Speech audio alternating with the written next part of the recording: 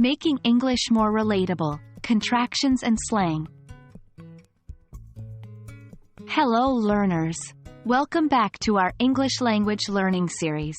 Today, we'll explore an interesting and vital aspect of the English language: the use of contractions and slang in informal writing.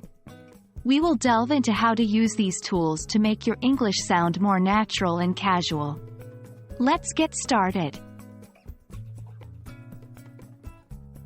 Contractions are shortened versions of phrases that often combine two words.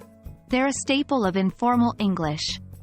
Examples include don't instead of do not, she's instead of she is, and it's instead of it is.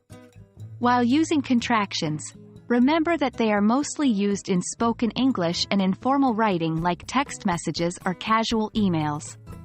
Avoid using contractions in formal writing like academic essays, official emails, and reports. Here are some more examples. I'm, I am, you're, you are, he's, he is, she's, she is, it's, it is, we're, we are, they're, they are, didn't, did not, can't, cannot. Slang is a type of language that consists of words and phrases that are regarded as very informal. They are more common in speech than writing and are typically restricted to a particular context or group of people. Understanding and using slang can be a fun way to make your English sound more natural and informal. However, slang changes very quickly and can differ greatly from region to region. So, while it's good to be aware of and understand slang, it's also important not to rely too heavily on it when writing.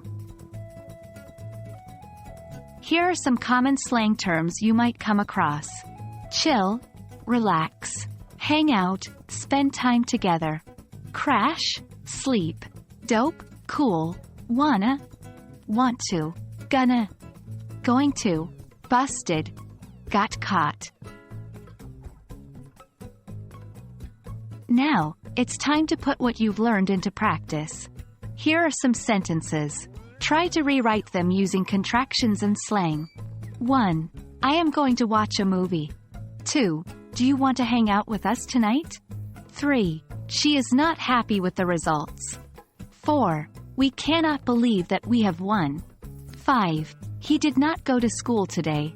Feel free to leave your answers in the comments section. We will review them in our next video. We hope this video has given you a better understanding of how to use contractions and slang in informal writing. Remember, the key to mastering English is regular practice, so don't forget to apply what you've learned in your daily conversations. That's all for today, learners.